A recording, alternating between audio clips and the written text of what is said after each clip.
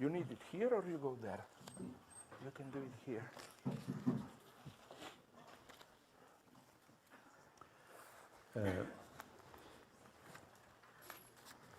Naturally, it's very difficult to say anything after that, because if I go on the ways you open, we are here tomorrow. Why not? What's the problem? Just some short points. First, when you say that the origin of anti-philosophy can be found in Kant and after, there is a danger, I think, because we can identify in this sort of vision anti-philosophy and critical philosophy, transcendental critique. Or in my conviction, it's not the same feeling, it's not the same subject, the same. And why? Because the question of the anti-philosopher is not the question of the limits of reason, of the limits of rational thinking and so on, which is a central question of Kant. It's more radical. It's the idea that there exists, in our experience, a sort of distance without measure. It's an ontological affirmation, in fact, which is at the very origin of anti-philosophy. There is somewhere a distance that we must support, and which is a distance without measure. Very often, it's the distance between finite and infinite, or something like that, or between man and God. Many great philosophers are in a religious context. We have to remark this point. It's the case of Pascal, it's the case of Rousseau, it's the case of Kierkegaard, and alors, precisely, it's the case of Wittgenstein. It's very important to note that Wittgenstein has finally a mystical vision of the problem of the distance. And the case of Lacan is evidently more complex, but we have the question of the real status of the big other in Lacan. We cannot escape this question. And there is many purely religious interpretation of Lacan that exist, absolutely. There is no frontal contradiction, there is no big contradiction between Lacan and most of the Christian interpretation of psychoanalysis and so on.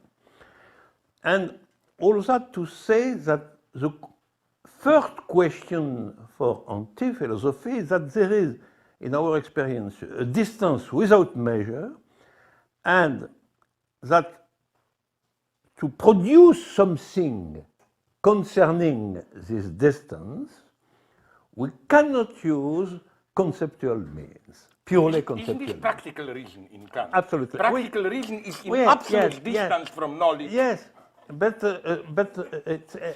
in the case of anti-philosophy, we must do the thing and not only show the thing. That is the difference. There is something which is inside philosophy in Kant, because practical reason is the theory of the categoric imperative. It's not a decision of Kant himself. Yeah, I got it. Yeah. It's very important. In anti-philosophy, we have the necessity of a testimony of the anti-philosopher himself as a singularity. It's a practical decision, and the transmission of the experience of the distance without measure is a personal transmission. It's a personal transmission. And it's the case for Pascal, the memorial, the faith, the testimony of the faith, is naturally the case for Rousseau, which invents the pure autobiography, the pure confession, and Saint Augustine before. And it's also the case for Wittgenstein and others. This is my first remark. So I think we must distinguish four types.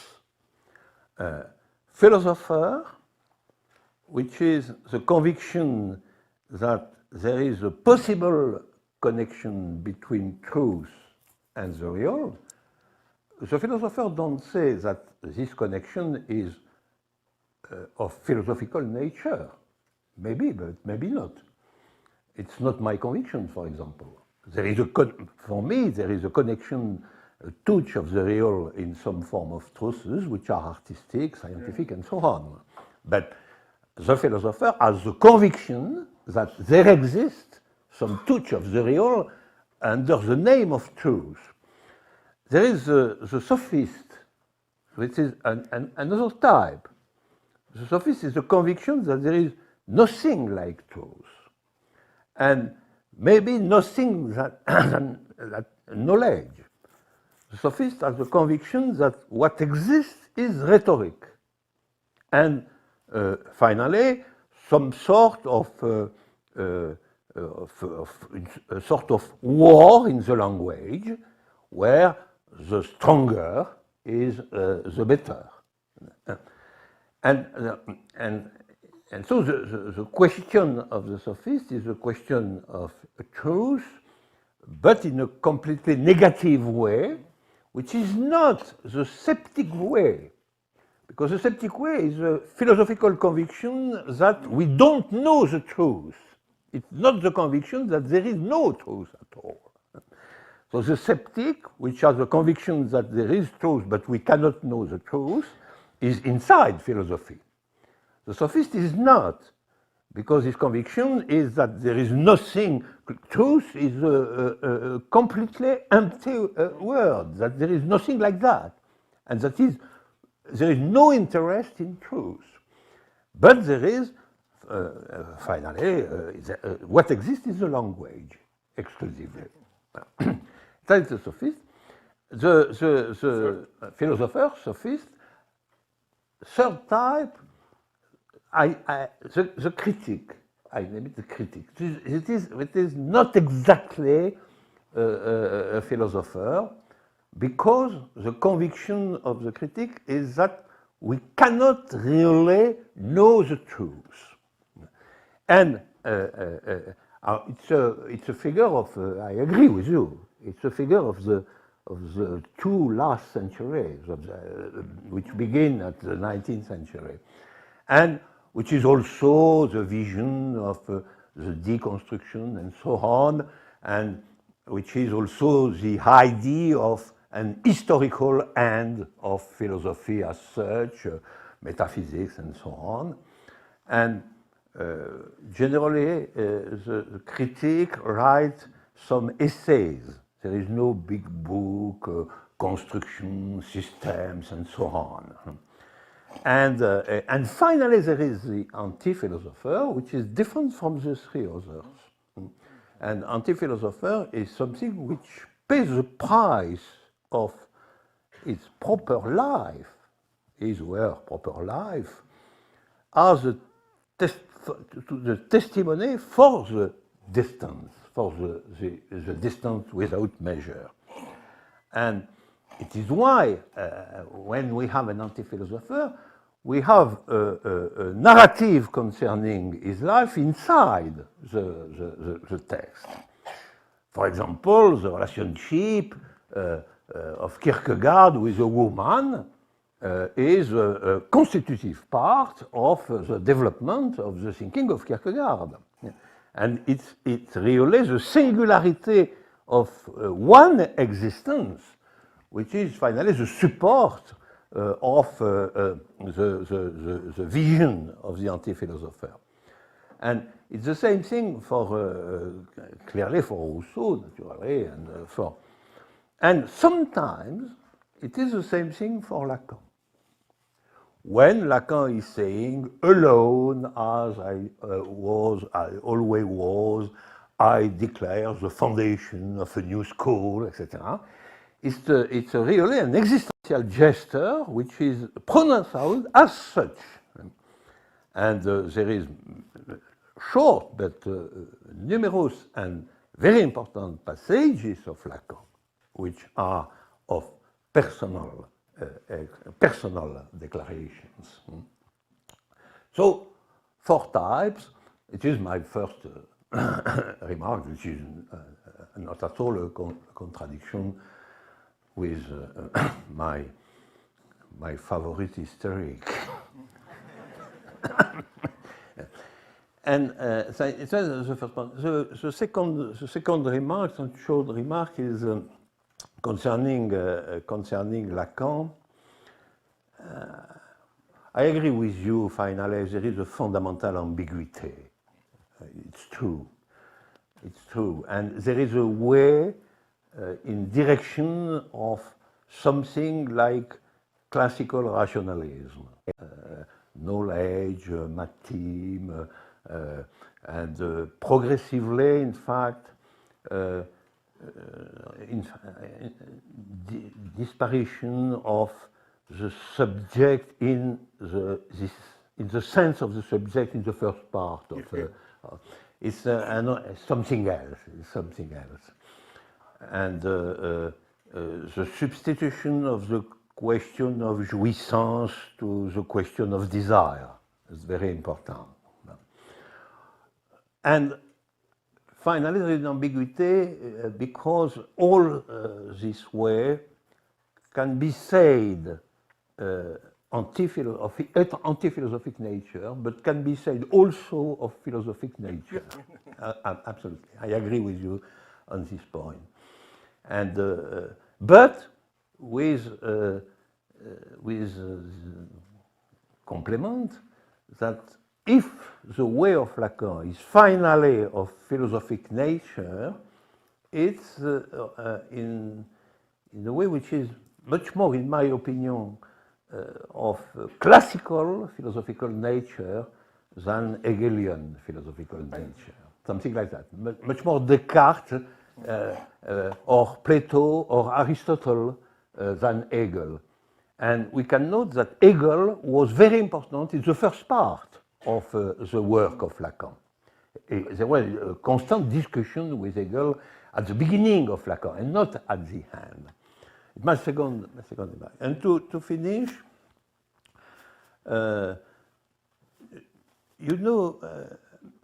I think that the simple conviction that there is somewhere a distance without measure is not by itself sufficient to give a definition of the anti-philosopher, because we must add this distance cannot be proved or experimented inside a conceptual framework. This is the second part.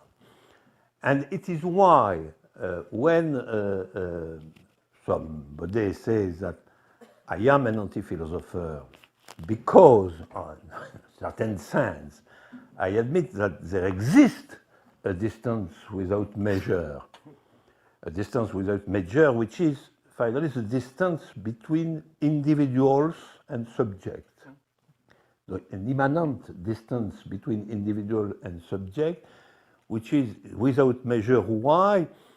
Because to become the subject he or her is able of, the individual must be transformed by something which is not reducible to him or her, and the name of which is event. An event is really something which creates a new possibility, and this new possibility is the possibility for the individual to become a subject. All this machinery is a machinery which implies that there exists something like a distance without measure. But it's not true that this distance without measure implies by obligation that no conceptual means have been able to think this distance. And so I am not an anti-philosopher in some sense, but a philosopher of the distance itself. A philosopher of the distance itself. And so the philosopher which is very near the anti-philosopher because he says, as the philosopher, that there exists that sort of distance which in the common world is without measure between individual and subject, which is also the distance without measure, for example, between democracy and communism. Listen, I hope, sorry.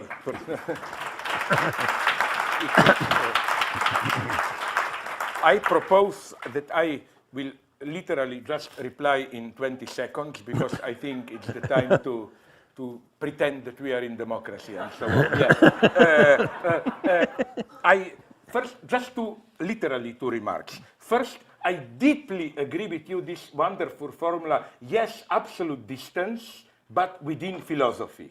You, my friend, provided the best definition of what Hegel wants here. You see, like, okay, this is Hegel for me. Second point, you know, it's nonetheless more, I see your wonderful point about the difference between Kantian criticism and anti-philosophy. But you know, there is a path from Kant. For example, when you say personal, but already Fichte makes that step, you know, when he says what philosophy you choose depends on what type of a man you are. There he is the first to directly refer to a non-conceptual person. So, as it may surprise you, but as I promised, I stop now.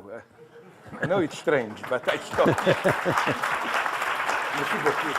Très belle formule, ça. Distance mais comme philosophe. All right, I think we're open for some questions from the floor.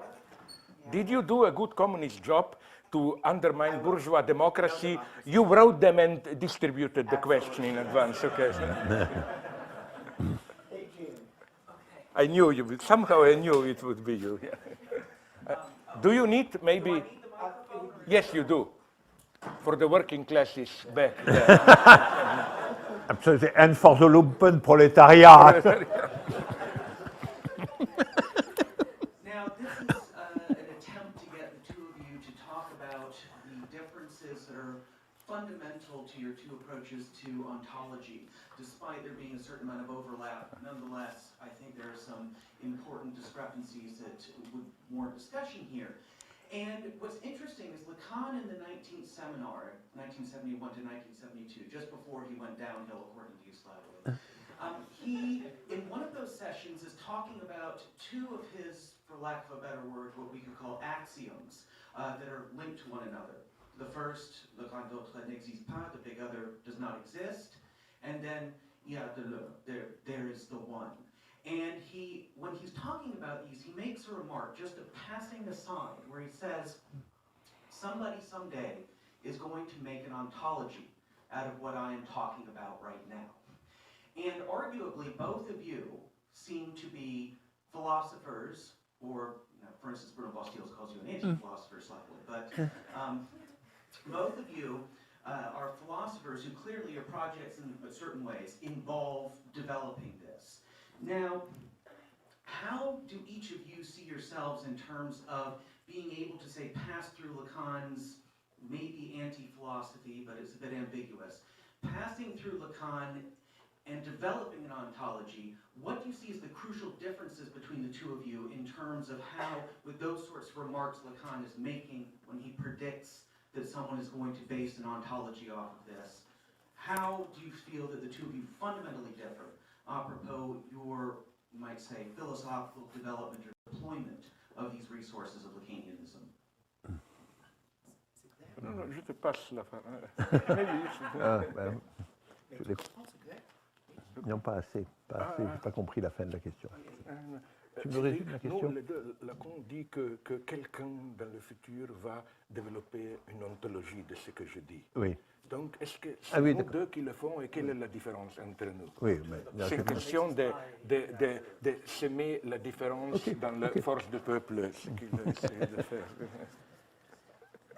Yes, you know, the question of the relationship between Lacan and ontology is a very obscure question, in fact, not simple. The book of François Balmès is a book concerning, in fact, the question of the relationship between Lacan and the question of being entirely.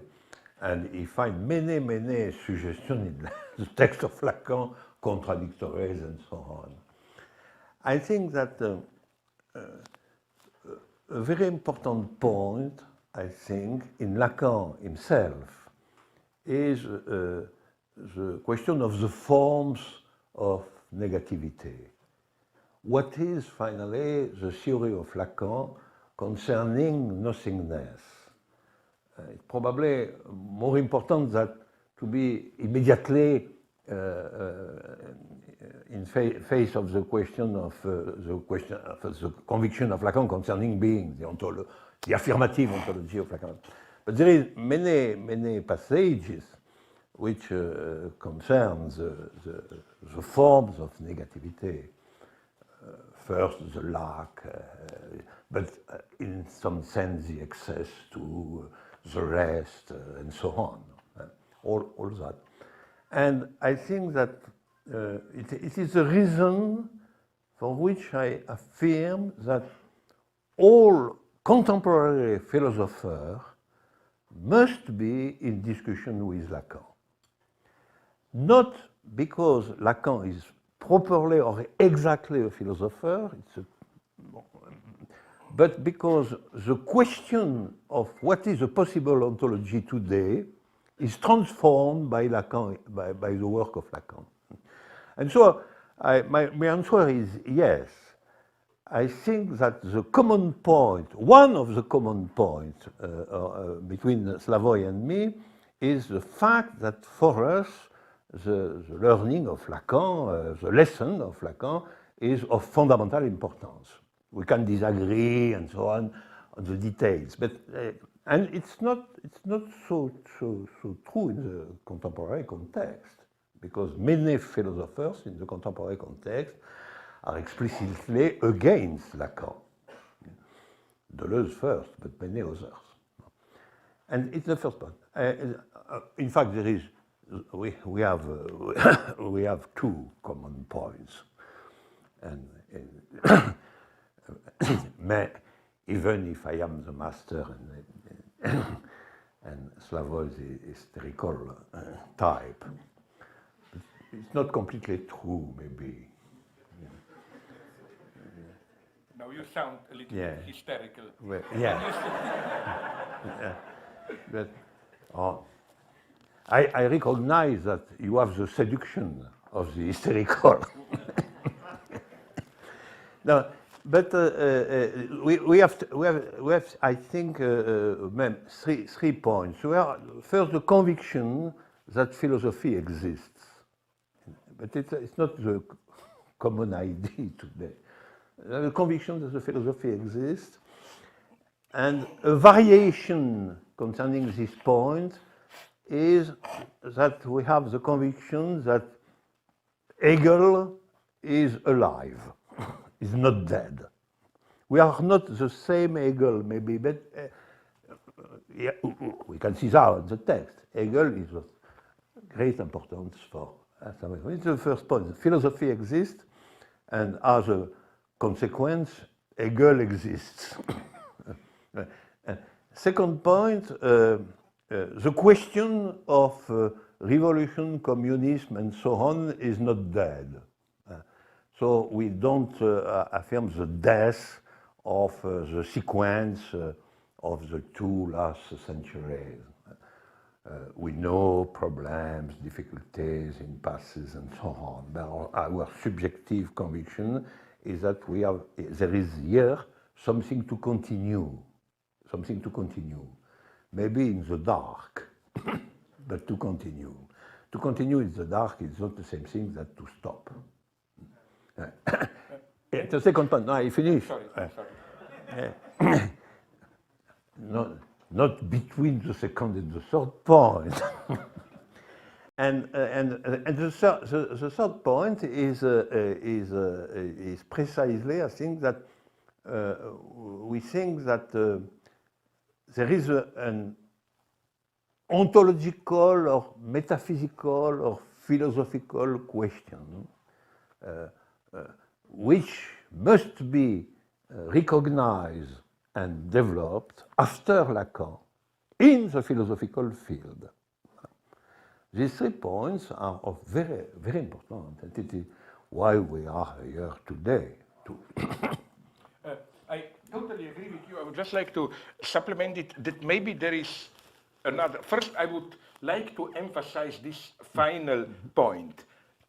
We both share the conviction that hopefully the era of so-called discourse analysis, where every fundamental ontological, even metaphysical question can be reduced to the question of historical discursive conditions. For example, for a typical Foucauldian, if you tell him, does a man have an immortal soul? He will immediately transform it into the question, under what discursive regime can you even ask this question? No? Simply, in a naive sense, how it touches the real and so on becomes totally irrelevant. The question is, under what discursive regime can you talk about this, and so on and so on.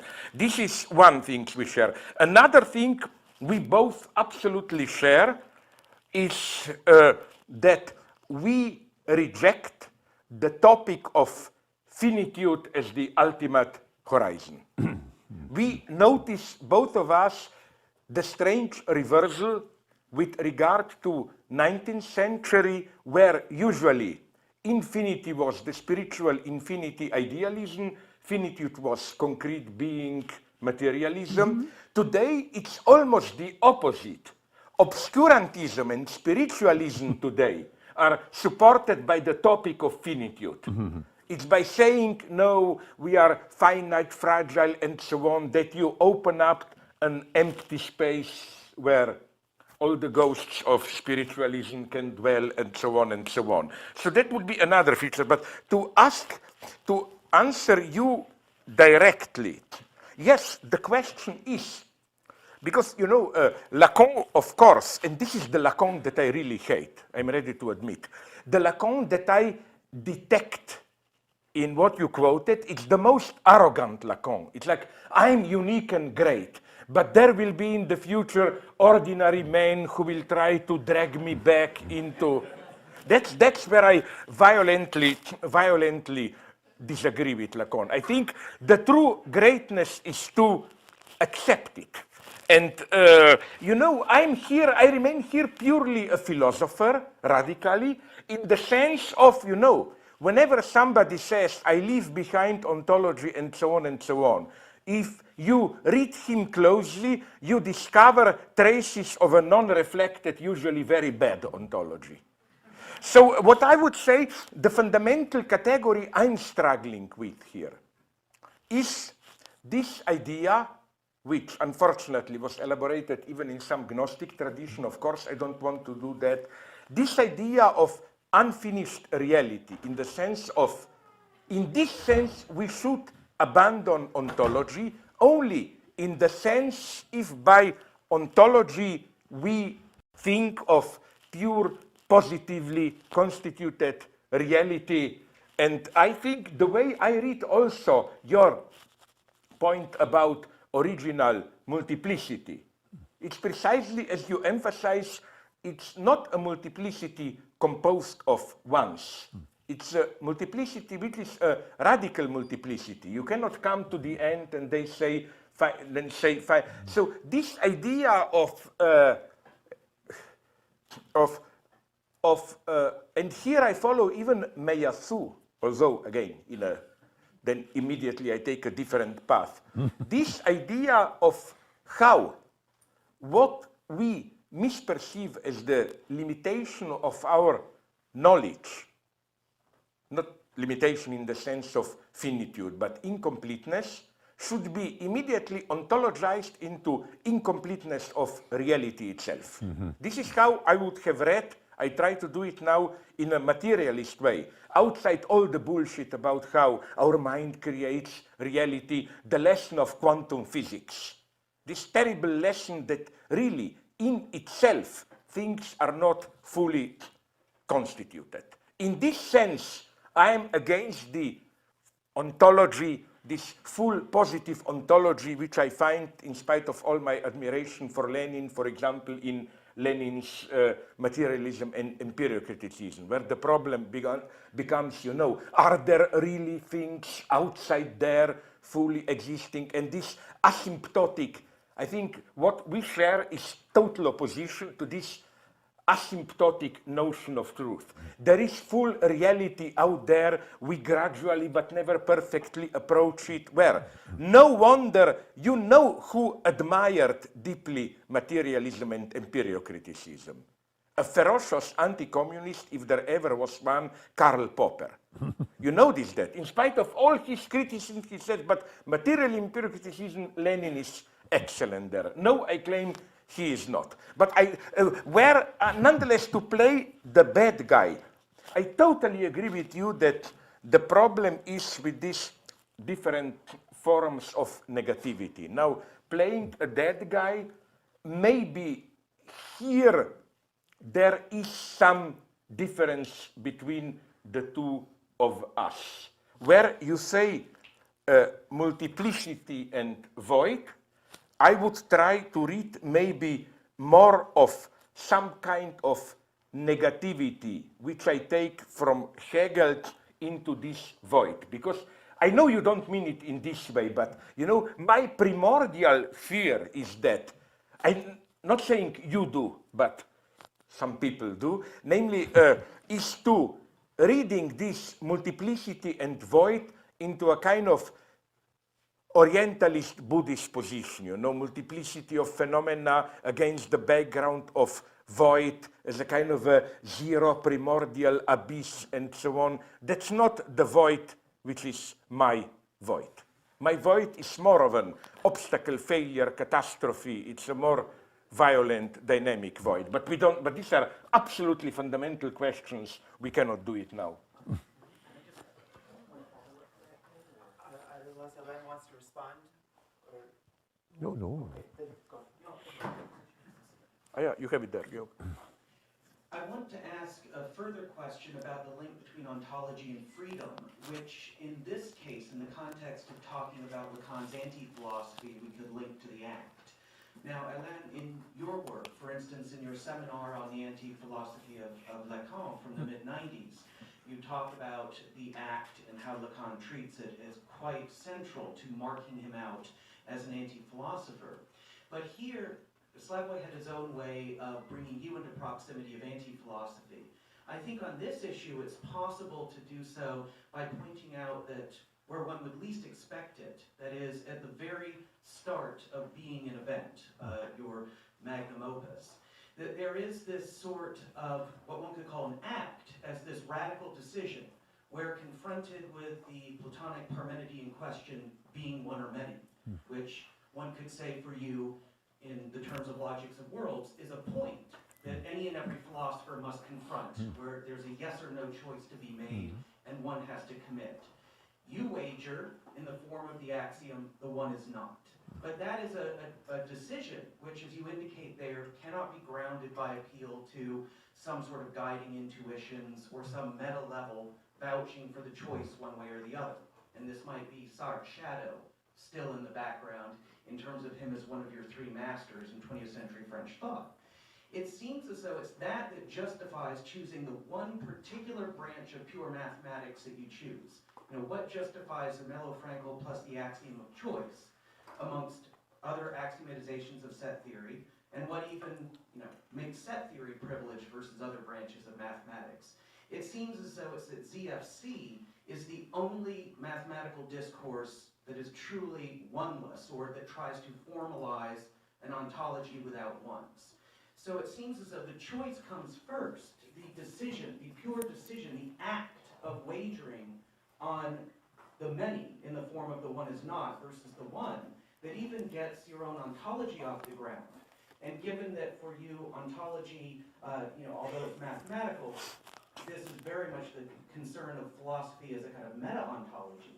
It would seem as though you're once again back in proximity with anti-philosophy in terms of there being this radical, ungrounded gesture, this decision in the face of a kind of ontological point, that's your act that literally sets up the very architecture of being an event. And I'm wondering how you and then maybe À peu près, oui, mais tu me redis quand même.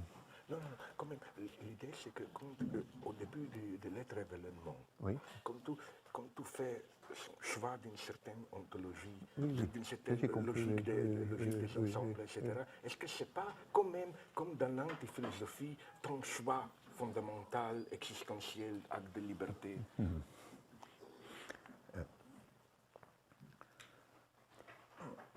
The point is to return to my goal in philosophy. Why philosophy is for me something interesting. Finally, there is always something like that in every biography of a philosopher. And for me, the question of philosophy is the question of novelty, of creation, of how something new is possible in the world. Something which is not reducible to the repetition. In fact, I name repetition all the structures of the world as it is, all the inertia of the world. Okay. So, is there something which interrupts repetition? And what are the general conditions of that sort of interruption? And naturally, behind all that, we have the condition of the creation of a new trend in artistic creation, political revolution, love encounter, and so on, a new theory. All that are the concrete forms of novelty. So, my problem is not the existence of something new, because for me it's a fact. There has been and there exists something new. There exists a great love, patience, artistic creations, scientific theory, and political revolutions. So my question is not the existence of novelty, but how something like that is possible, and how we can have a thinking of novelty. So it's a properly philosophical question, which comes, like Hegel says, after the truth. The truth exists, and the philosophical question comes in the evening, in the evening of the day of truth. So I accept this judgment. And to answer this question, how something new is possible, how we are not under the laws of repetition, we are not absolutely under the laws of repetition, I must propose an ontological framework. Because without an ontological framework, we cannot understand what is new, precisely. What is new, we must construct an ontology of repetition, precisely, of the universe of being as it is. And my decision concerning this ontology is not of the decision to take mathematics. the decision was that an ontology which is not a theological ontology, which is not under the potency of the one. That is my question. What is an ontology which is not under the potency of the one? I agree with Heidegger on this point, in a text which you can find in the big book concerning Nietzsche. That is, Heidegger says that finally we can define metaphysics by the potency of the one. So it's not only forgetting being and so on, it's more precise. The organization of the potency of the one, that is metaphysics. Okay, so if I love weakness and not potency, like Lacan said, I have to love multiplicity and not the one, and not the big potency of the one. So I propose an ontology of the pure multiplicities. And if we have an ontology of the pure multiplicities, the difficulty is that we have without one. So multiplicity of what? Not of elements. Multiplicity of multiplicities, like Slavoj. And it's at this point that I search in the direction of mathematics. Only at these points, when my conviction is that contemporary ontology is by necessity an ontology of multiplicities. It's not mine only, it's also the conviction of Deleuze and many others, against the potency of the one, and radically, that is, multiplicity is multiplicities of multiplicities. And so there is no stopping point in the analysis of multiplicity. If something stops, we are in the void. There is nothing at all.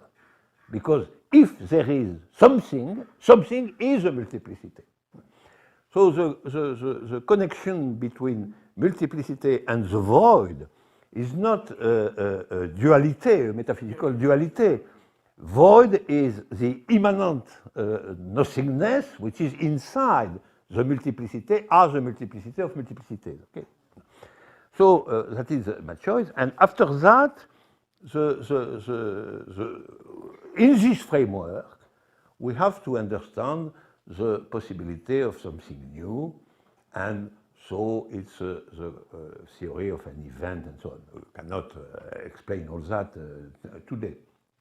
The point, the very important point, is that the element of pure decision, the personal element, has been the conviction that in the contemporary situation, the context to examine the possibility of something new is an ontology of multiplicities, of pure multiplicities, that is, multiplicity without one.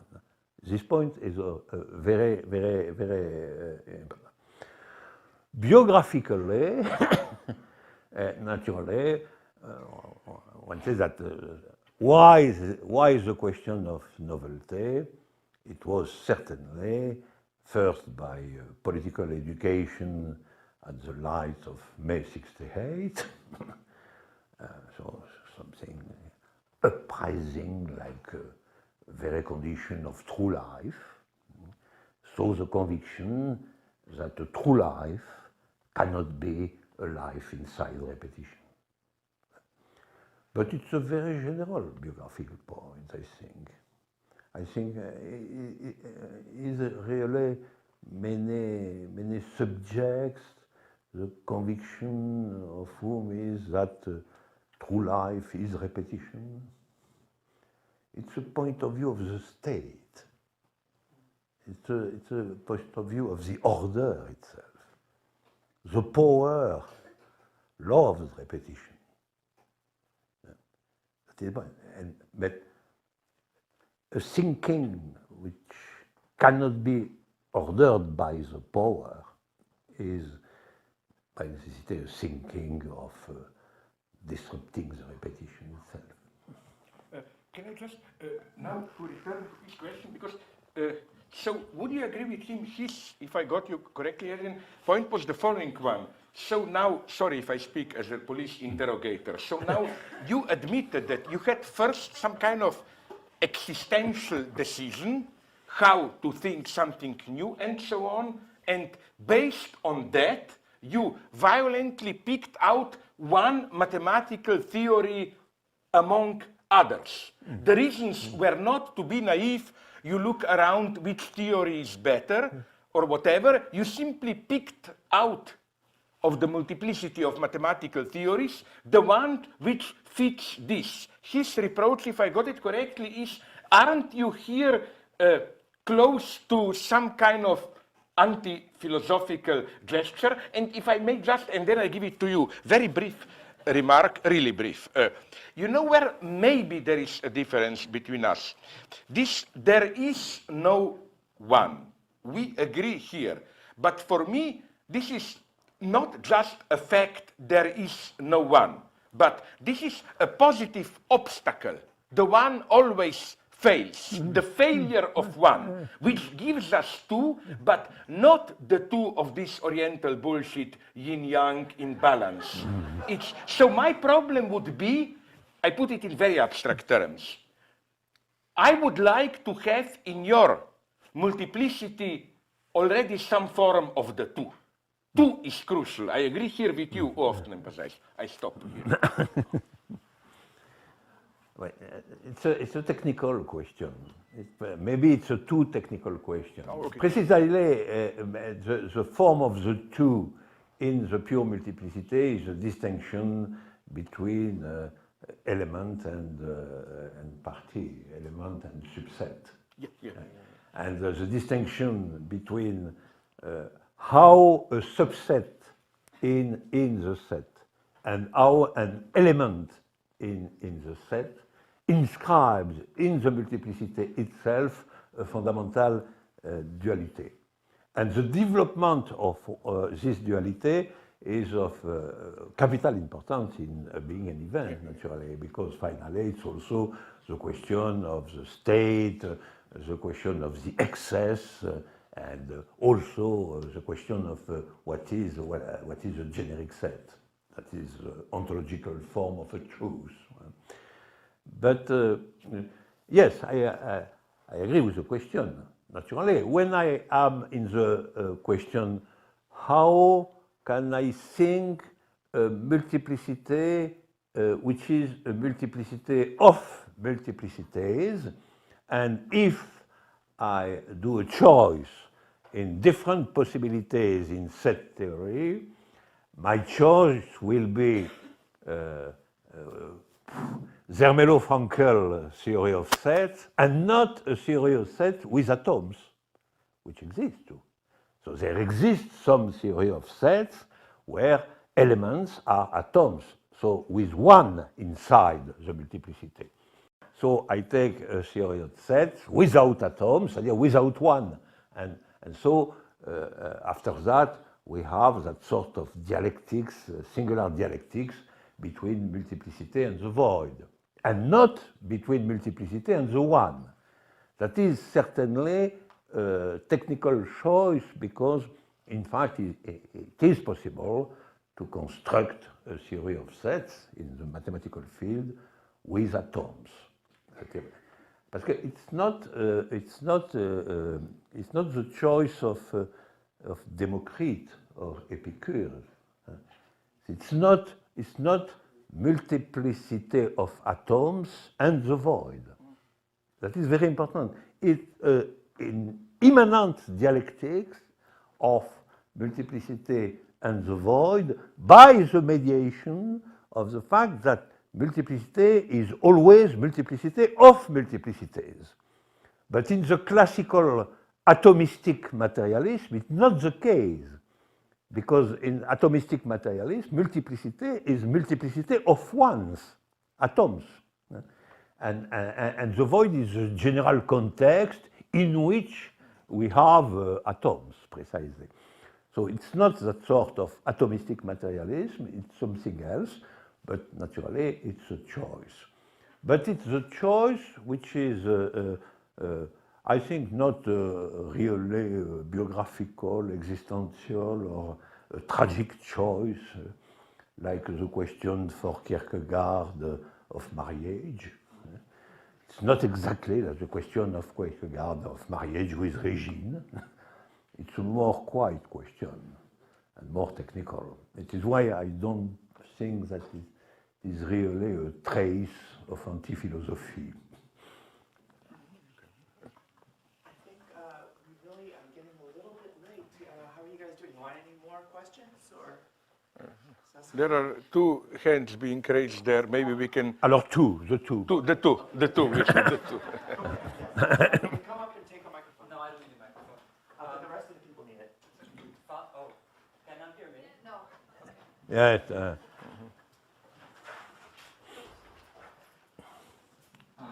Following your remarks, do you really think that class struggle must continue in the dark? I understand class struggle as real, and the Bartleby politics that Mr. Žižek refers to, I prefer not to. But is there not some way to teach the act? I mean, maybe not in a university setting or as discourse, but in the Mojave Desert now we run workshops called The New Everyday Life, where we teach leatherworking and biodiesel mechanics and beer making and things like this.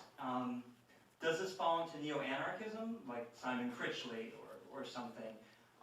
Must we seize the state to have a pure act, or can we teach the act on a smaller scale?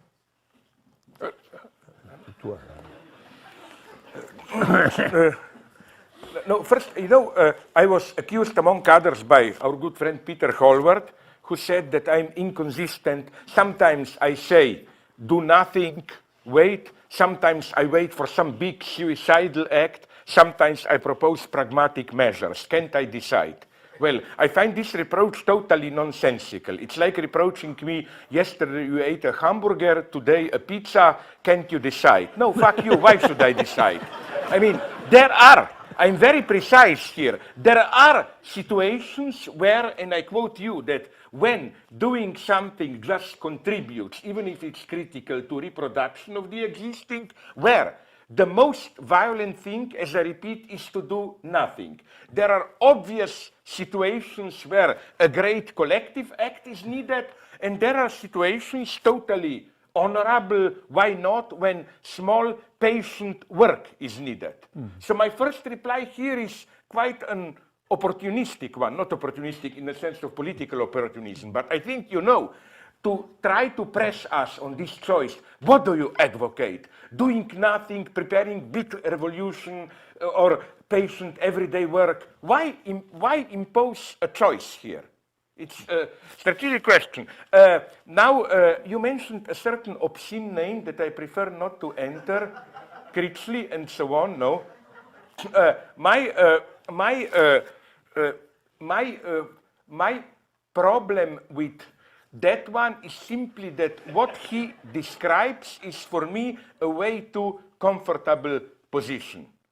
I don't think you have the right to say there is the state out there, but I want to remain outside. And I mean, it's for me too close to the position of the beautiful soul, and so on and so on. I think that we should nonetheless insist, and this is the being faithful to the idea of communism, that nonetheless we should, how to put it, as they say, sub specie aeternitatis, that you observe reality through the lenses of the idea, an eternal idea, that communism should be the idea through which we judge what is going on today.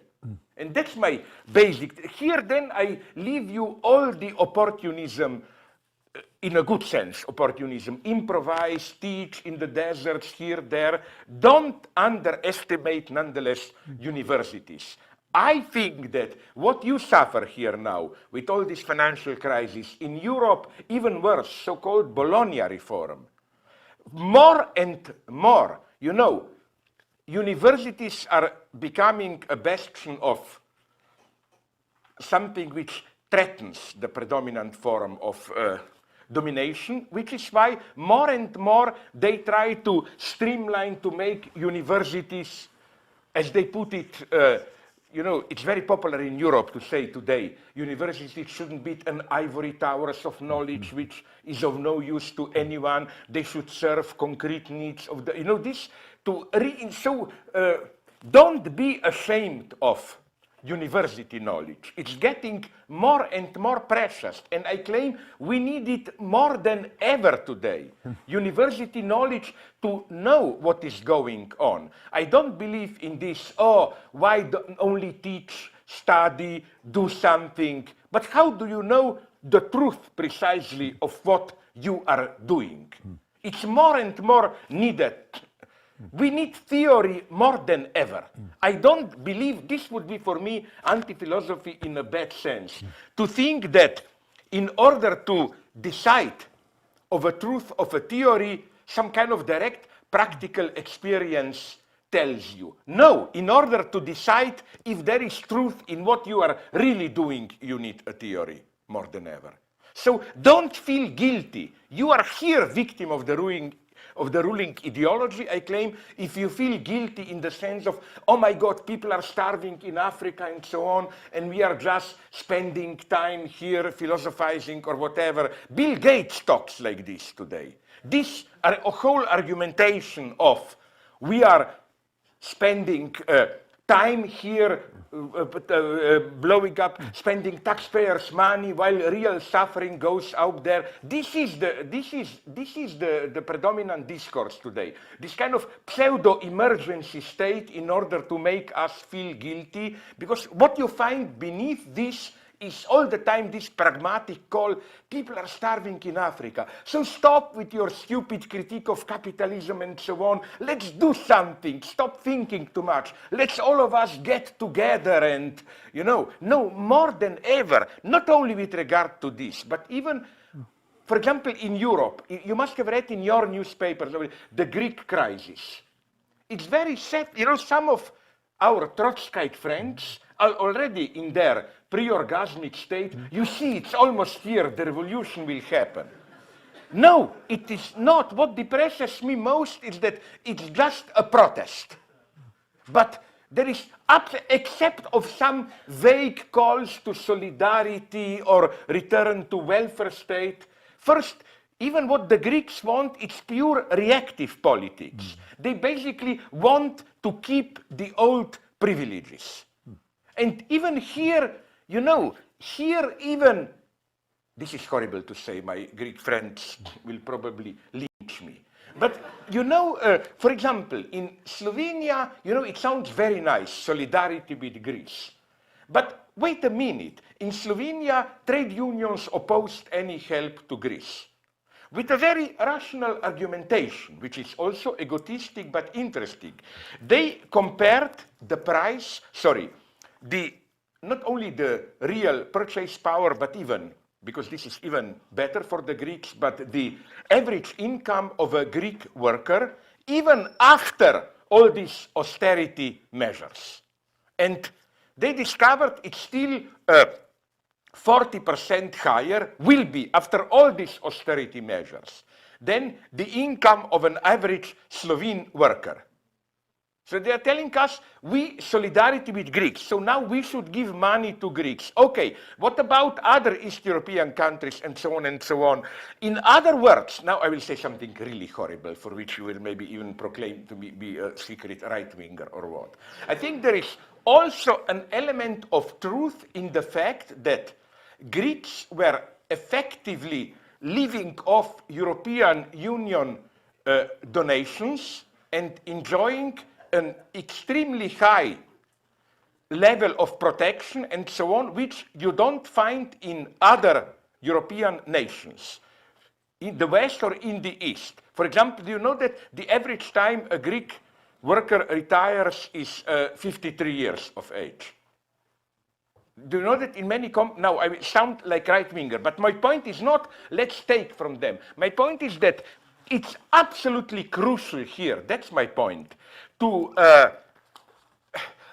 put it this way. Some people in Europe, leftists, think that the lesson of this crisis is European Union is bad, it's the organ of international financial capital, and that the solution for the left is strong nation state, like dealing from international.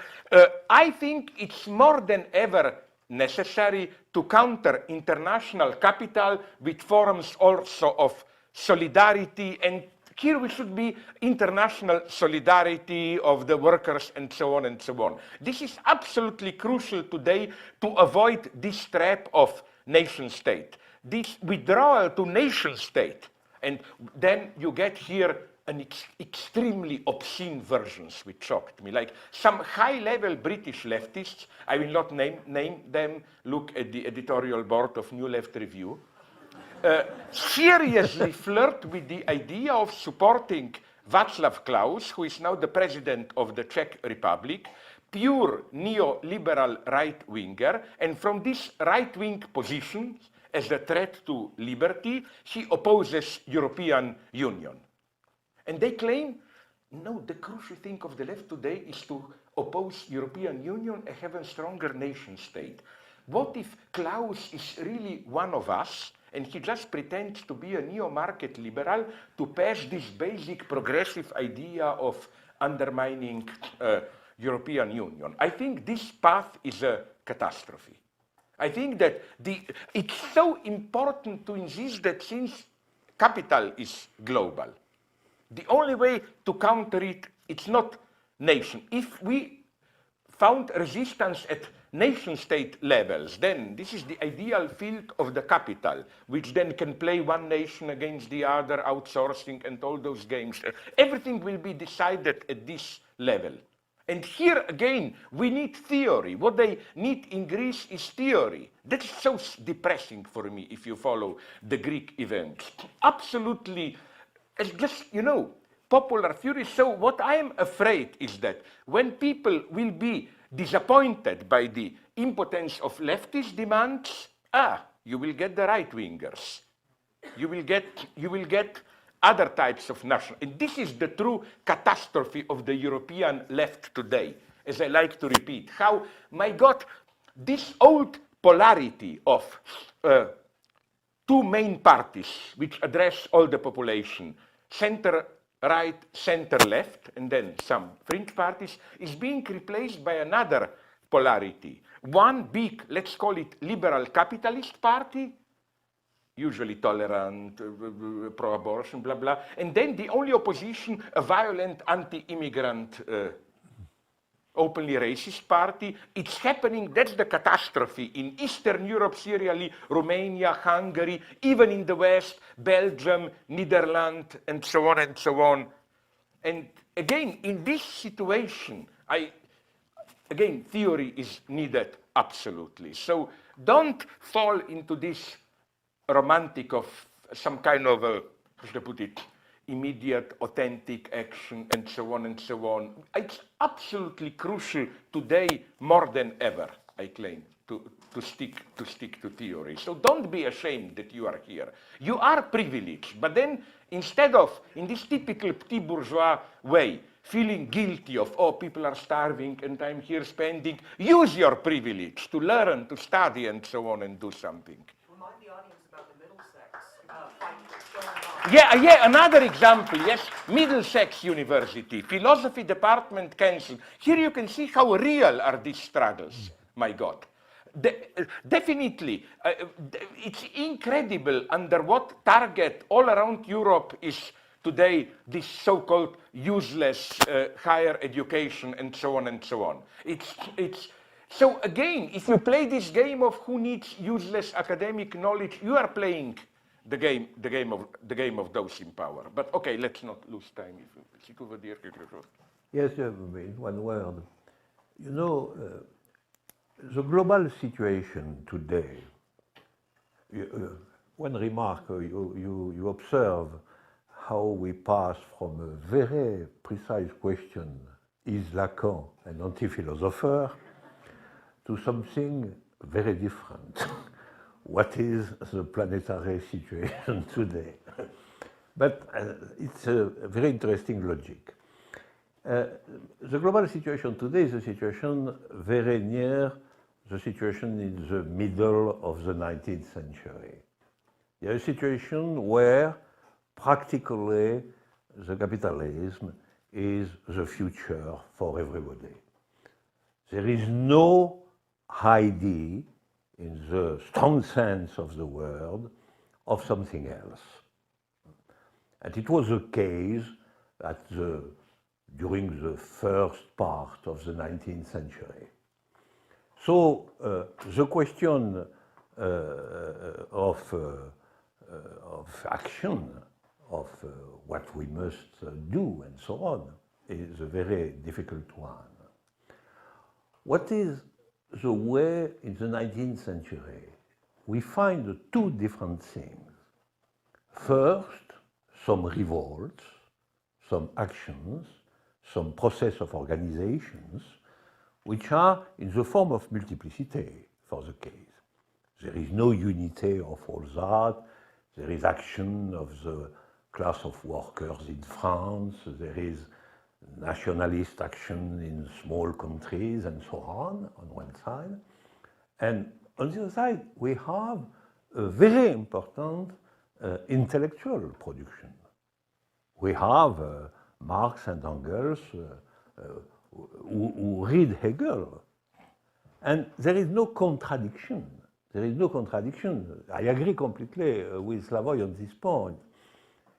Maybe at another stage of the situation, we can understand what is exactly the unity of all that and to construct a form of unity of all that. For the moment, the situation is that all practical experiments concerning a new possibility in the field of politics are good things. And we have to examine the sense, the orientation, the new invention of all local experimentations.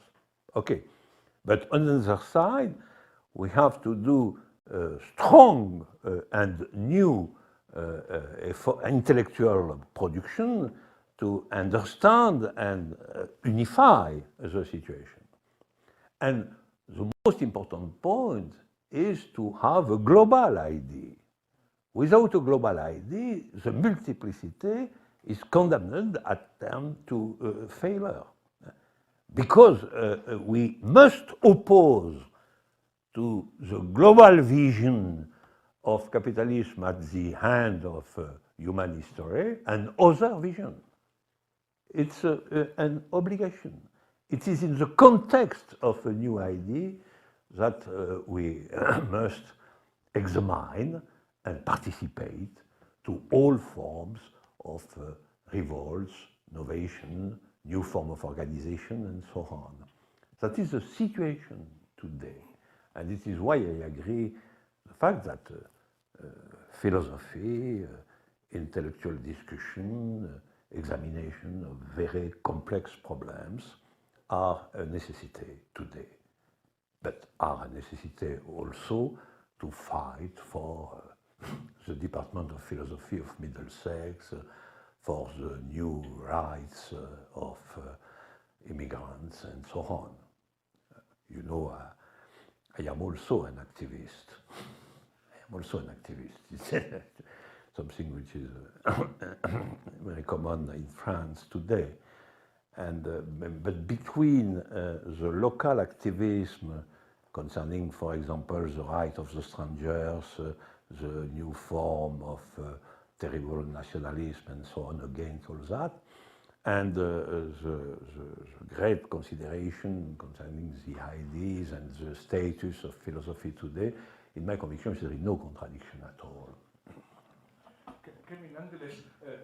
Second question. You know why? So that at least hypocritically we can say not only men were speaking, women were also allowed to speak. The second and last question. Yeah, please. Yeah, it's... Versus faith. Faith, like... Particularly in light of your interest in St. Paul, which I feel like faith is, I'm kind of mapping as outside of the model. Outside of the model, I'm thinking of, I have this quote from Jameson, I'm sorry his cultural logic on capitalism. He says that insofar as the theorist wins by constructing an increasingly closed and terrifying machine, to that very degree he loses, since the critical capacity of his work is thereby paralyzed, and the impulses of negation, revolt, social transformation, exotic politics that we're working towards, I think, are increasingly perceived as vain and trivial in the face of the model itself. And so that theme, I just don't understand it. I see it as a formalism. You're saying that, you know, this knowledge of the real that is perhaps unknown can be transmitted in this anti-mystical way. An anti-mystical way that I think then resurrects this dichotomy by this reliance on proof. Because all we can do is think the act. Is this not then a ceiling or horizon of the act itself? This anti-mystical then ascribes to this structural mythos, like informalizing another symbology, this mathematical symbology. This evening or dusk of truth, isn't the asymptote itself that we're talking about, this ceiling, that all we can do is think the act? That theory still exists and is important. Where then, in this formalization of the math theme, is this distance without measure? And is there then an exclusion of faith? Is it separated from it?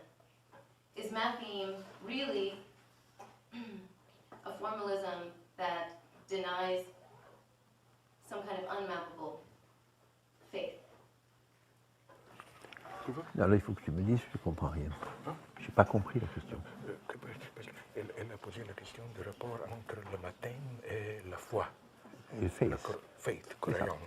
Et l'idée, c'est que, où est le lieu pour activité, liberté, si on reste figé sur le baptême comme compréhension pure, etc. Yeah. Well, the question of the matheme is different from the question of decision. Matheme is only a question of transmission. That is a formalization to transmit to others an act which is without concept and without normal language to transmit it. So matheme is only a formalization of something with the goal to transmit all that to others.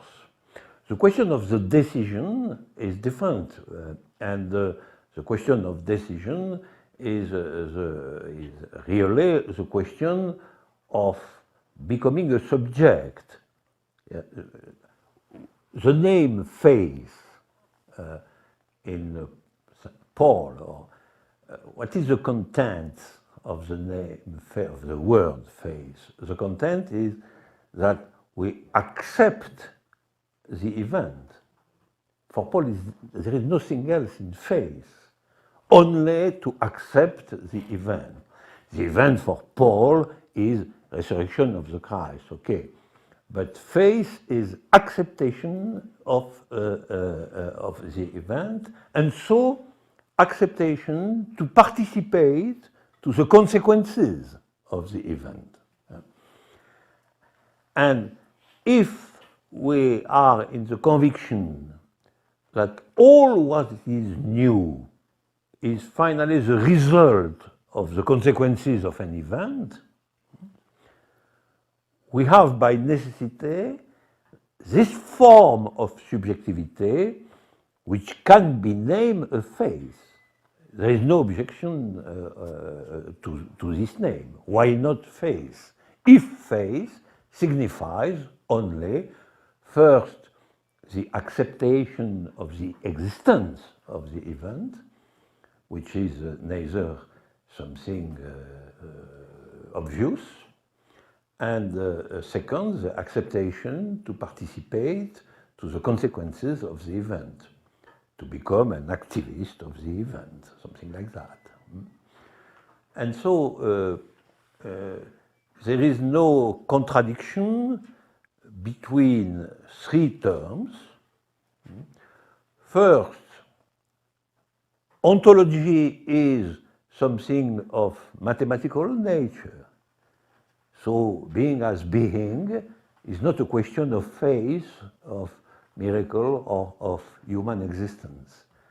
Being qua being is a structure that we can think across a mathematical disposition.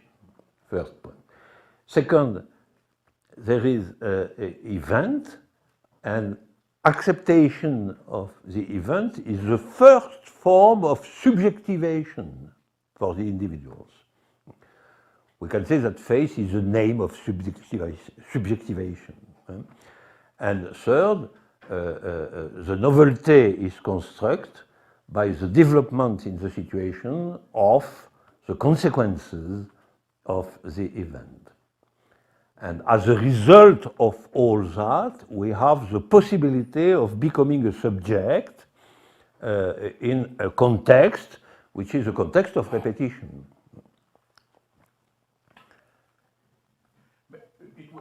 I was deeply impressed by your question because I feel I know what is bothering you. Maybe we should have explained more how Matim function. For example, if I ask myself to give if I'm asked to give a clear, simple idea of Mathem, I always tell people, think about quantum physics. As everybody knows, Richard Feynman he repeated this all the time. Nobody can understand quantum physics, and it doesn't mean we all bluff. It means these are certain formulas which work. If by understanding we mean, and this is ultimately what understanding means, translating this formula into our everyday experience of reality, you cannot do it.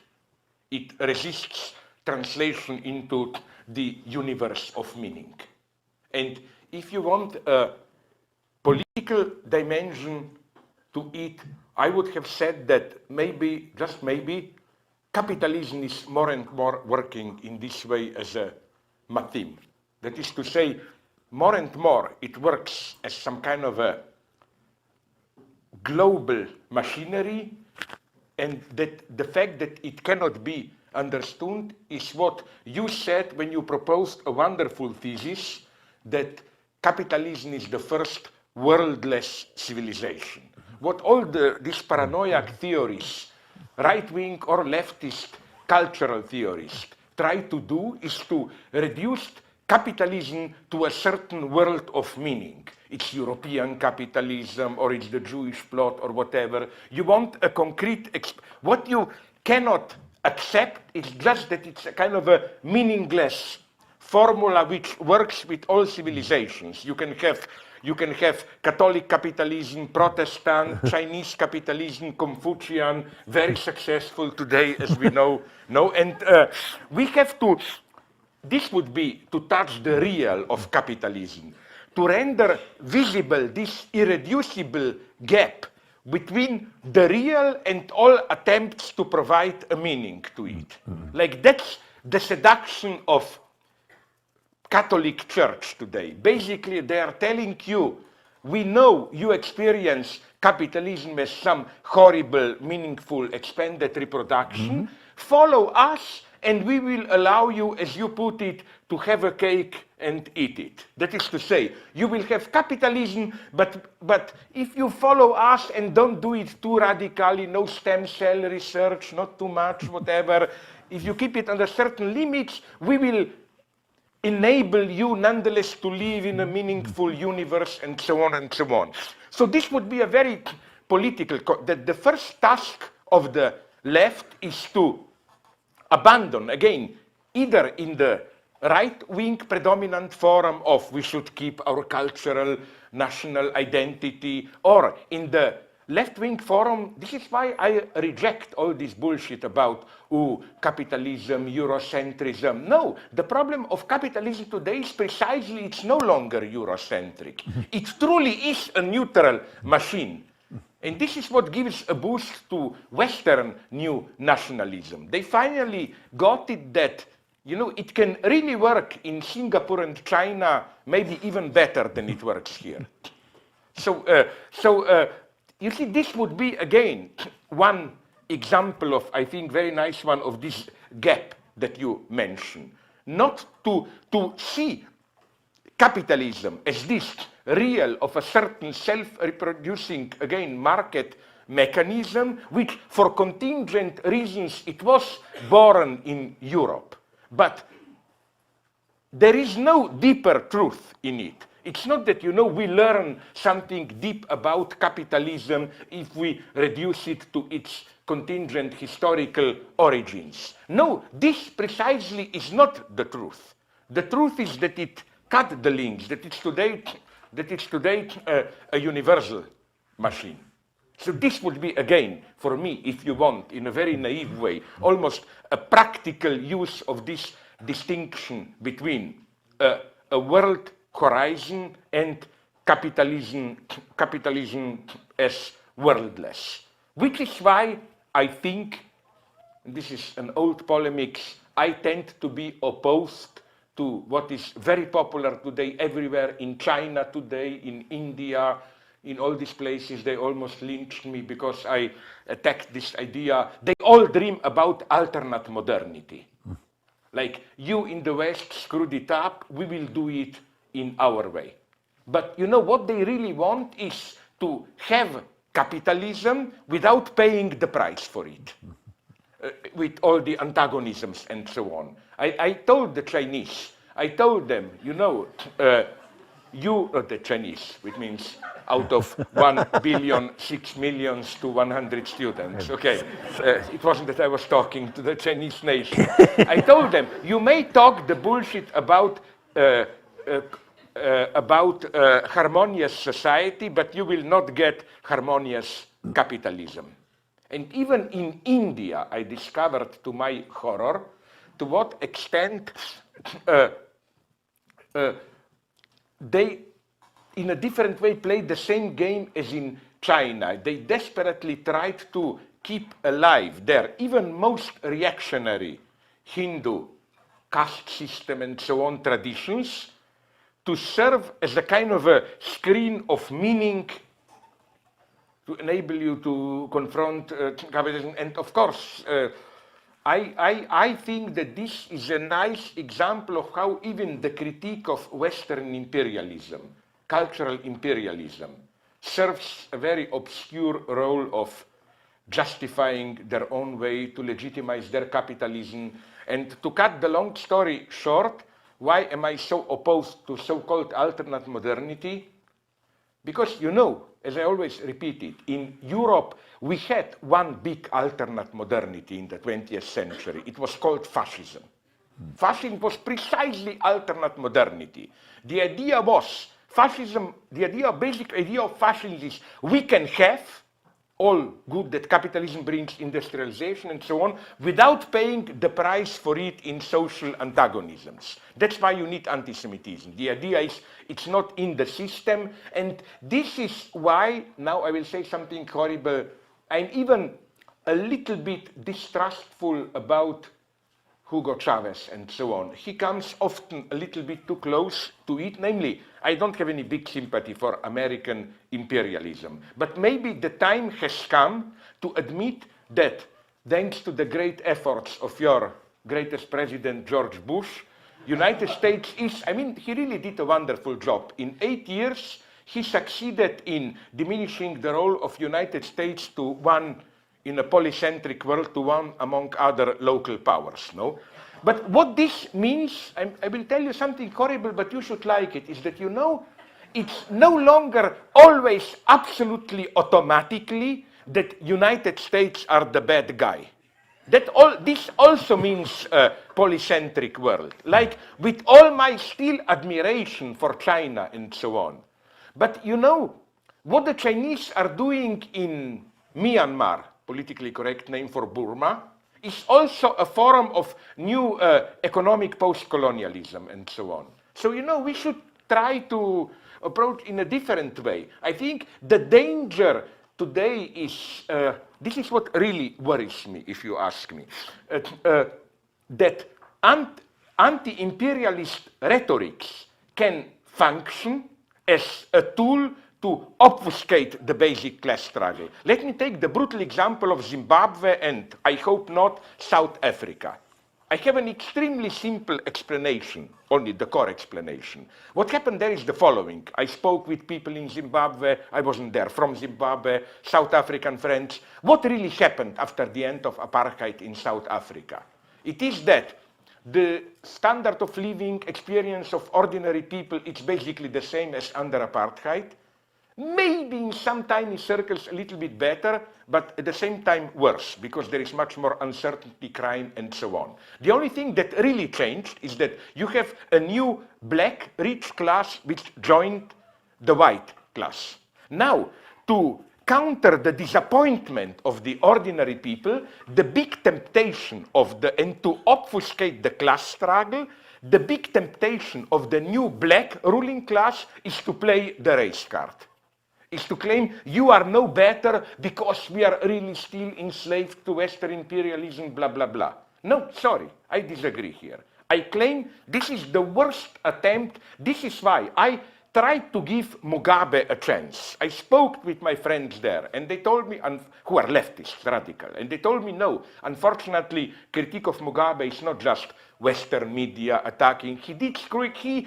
Zimbabwe is the pure case of this. The new black elite playing the race card in order to avoid precisely the new class confrontation. And if this will be the future, this nationalist regimes and so on, then it's really sad. We really need what you said, confronting capitalism at its own level, outside these particular frames, against this, against that, and so on, and so on. But maybe we talk too much. No. Tu veux conclure avec un grand mot? No. No.